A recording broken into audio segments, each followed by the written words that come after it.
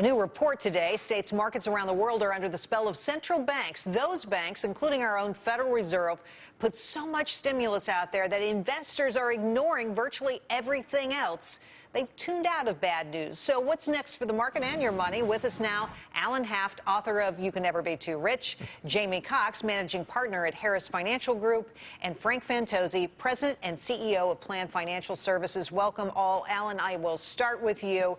So is the Fed making investors ignore bad news, or are we just, deaf, dumb, and blind? Very much so, because if you really think about it, Jerry, there is a lot of bad news out there. The economy really isn't growing as much as people predict it would. Unemployment is still up. Not a lot of great news out there. I mean, you can find scrapes of it here and there, but with interest rates so low right now, everybody's trying to find places to put their money to get a little bit of return on it. So with interest rates so low, it's making people kind of ignore all that stuff, and they're making them flood into the market to grab that yield. Obviously, that's changed a little bit over the last week, but very much so. Let me get Jamie in here. Jamie, is it time for the Federal Reserve to take away the punch bowl? I mean, we've seen this before. We saw this with tech stocks.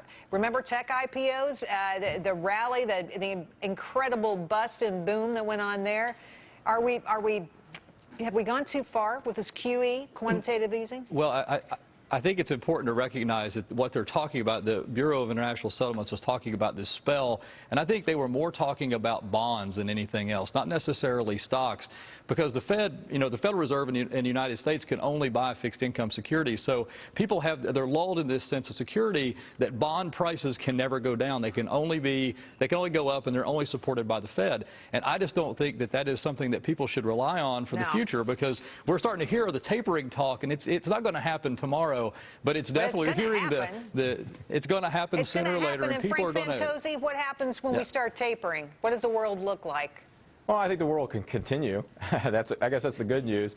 But I think people have to realize that there's interest rate risk that they have to be aware of in building their bond portfolios.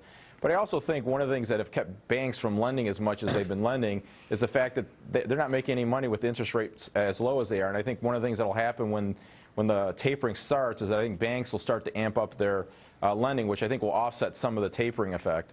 Well, Alan, to you, we had a really interesting interview by our very own Peter Barnes of Dennis Lockhart from the Atlanta Fed, and he's worried about a summer stall, particularly in the jobs market. Now, that's important because the Federal Reserve thinks it's their job to fix the unemployment problem. What do you make of this? Is this the right job for the Fed, and are you thinking there might be a summer stall that could hurt stocks?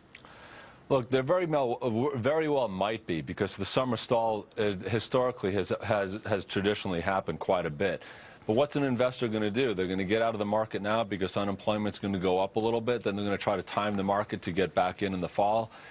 That's going to really mess people up if you're trying to time the market like that. So my best advice is to just find good quality out there to ride it out, and don't try to play the market from a day-to-day basis, because if you're doing that right now, it's going to be really tough going. And Jamie, here's the expectation for the unemployment report. New jobs creation, 170,000, unemployment rate at 7.5%. What do you make of this? I mean, we really need something more, don't we? Well, think about what we have learned over the last 5 years with all this extraordinary monetary policy. The Fed can buy bonds, they can manipulate interest rates, but they cannot buy jobs. And that is very, very important. You've seen pretty constant job growth all the way through this cycle, which means they have no control over it whatsoever, and the policy tools that they have to implement it won't work. So it's important to recognize for the folks at home that monetary policy and jobs, they don't mix really well. Even though it's part of the dual mandate of the Fed, they have to try, but they're not going to be successful at it. It's just not going to work. If we do get a disappointment of any sort at all, or even if they come in at the expectations, which is kind of punk if you ask me, what's the impact on the stock market? Well, I think it's going to be fairly minimal unless there's an overshot in the projection or an undershot in the projection. I think we're going to continue with a sluggish job growth. And when you look at the area of the job growth that's a problem, it's unskilled labor and trained labor force. And until that gap gets plugged by education, you're going to still have higher unemployment. And that's why I think you'll see QE3 continue and leave it left open-ended until the Fed hits its job number. Boy, oh boy. On and on it goes. The spending by the federal. There's no end to that money, no bottom to that supply. Alan, Jamie, and Frank, thanks for coming on tonight. Great job. Thank you, Jerry. Thank you.